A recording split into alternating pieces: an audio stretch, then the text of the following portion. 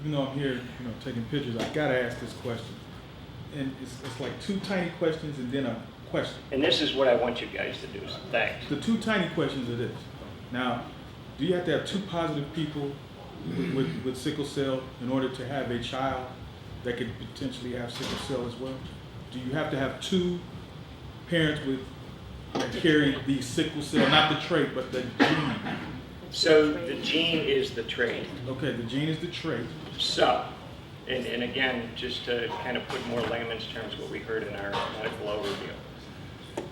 We all, for every gene that we carry in our makeup, in our genetic makeup, we have about 25,000 genes that are the blueprint for us. Okay, so there's about 25,000. One of those genes is beta hemoglobin, so it's 1 out of 25,000 genes. One mistake in that gene leads to this disease. But we inherit a copy of every one of these 25,000 genes. We get one copy from our mom, we get one copy from our dad. So to have sickle cell disease, you have to have two mutant or two defective copies. You will have gotten one from your mom and one from your dad. So your mom and dad each had to have at least one bad gene. So a patient with sickle cell disease has a child with another patient with sickle cell disease. So the mom's SS, the dad's SS, the baby's got to be SS because there are no normal genes to go around. If the mom is S trait, which means she has an S gene and a normal gene, and the dad is S trait, sickle gene, and a normal gene, if by chance the baby inherits the S and the S, they'll have sickle cell disease. Okay, here's the money. If they inherit the S and the good gene, they'll have sickle cell trait. If they inherit the good one and the good one, they'll be normal. Here's the money ball. You said there's about 500 people right now In being Cleveland. treated in Cleveland for sickle cell. I guess my question is this. I can't understand. How do they find each other? So they don't have to. So there's 500 that have both defective copies. There's about 5 times that many that have trait. There's about 2,500 that have trait. So they find each other. Very good. I have a question, doctor. My mother came siblings of 19. And out of the 19 children, only one child had sickle cell. The same 2 parents for all 19 children. Well, And she's the only one living today. so there, for each birth in that family, there was a 1 in 4 chance that the baby would have sickle cell disease, statistically. Okay, now when I flip a coin, there's a 1 in 2 chance it's going to be heads. And each time there's a 1 in 2. You can get lucky and flip heads 10 times in a row. It's just not going to happen very often. Okay? So, fortunately, in this family, although statistically about 1/4 of the children had to have sickle cell disease, only 1/19 did, like 1 out of 19. So it was luck. So when we talk about these statistics, it's on, it's the chance is 1 in 4. It doesn't have to be 1 in 4. Each birth, there's a 1 in 4 chance. But wouldn't his siblings, a lot of his siblings be carriers, probably? The vast majority, well,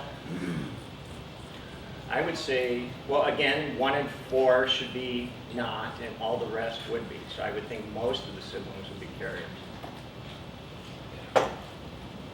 In that family, my aunt and my first cousin are the only ones that we know have sickle cell. So again, these are statistics, so they're chances. And given enough people, the numbers will wash out that way. But in every event is individual. So each time there's a 1 in 4 chance, but just like flipping that coin, if I flip a coin 10 times, there's no guarantee it'll be heads 5 times and tails 5 times. It may be 8 and 2, 9 and 1, but you will still agree that the chance is 1 and 2. It's a good question. So how does this disease work? So we have this abnormal hemoglobin, which doesn't carry oxygen normally and leads to extremely fragile red blood cells. So our blood is critically important for getting oxygen to our organs. And that doesn't happen normally in patients with sickle cell disease. And every organ, and I think this was pointed out nicely in the first talk, every organ can be affected. So there are brain complications, stroke. There are eye complications, loss of vision. There are kidney complications, lung complications, cardiac complications, skin complications, bone complications. Each important organ in our body is dependent upon oxygen, so all of them get affected by sickle cell disease. And hence, this doesn't turn out just to be a blood disorder anymore. It turns out to be a whole body disorder that requires, a lot of different specialists and people that have generalist interest in providing good care to patients with sickle cell disease. And that turns out to be one of the challenges too. When somebody like me decides to be a hematologist, you figure, well, all day long I'm going to take care of people with blood disorders. But when you're taking care of sickle cell patients, you're taking care of people with heart disorders, brain disorders, kidney disorders. It's very general. And as people do their specialty training as physicians, they tend to shy away from those more complicated illnesses. So you don't end up with a discrete expert whose life's work is to just take care of a patient with one disease like this because the disease is so complicated. And the tendency is, well, if it's brain disorder, they should go see a neurologist. Well, there's no neurologist that does sickle cell because it's rare in our population. Or the cardiac manifestations should be seen by cardiologists. We see a general cardiologist. So it's hard to find people that have an expertise in all of these complications because of the rarity of the disease. In reference to that, she lives in Iowa, in which 2% are Afro-American. And they have no specialists in the entire state.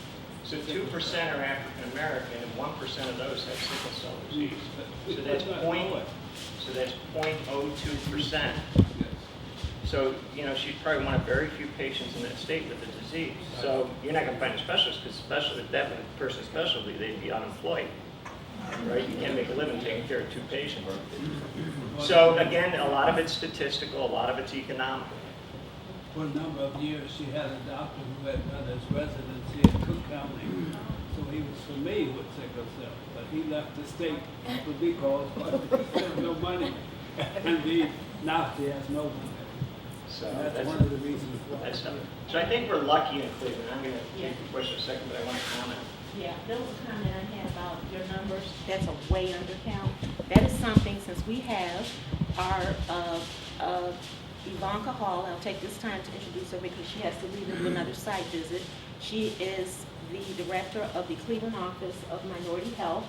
She's making her site visits, and who has, in the Ohio Commission on Minority Health has funded our events this month. And Ivanka, I'm on an advisory committee with her. This is an issue we have asked. Let's see, you put that email out about a month ago, and then I sent it out to everybody.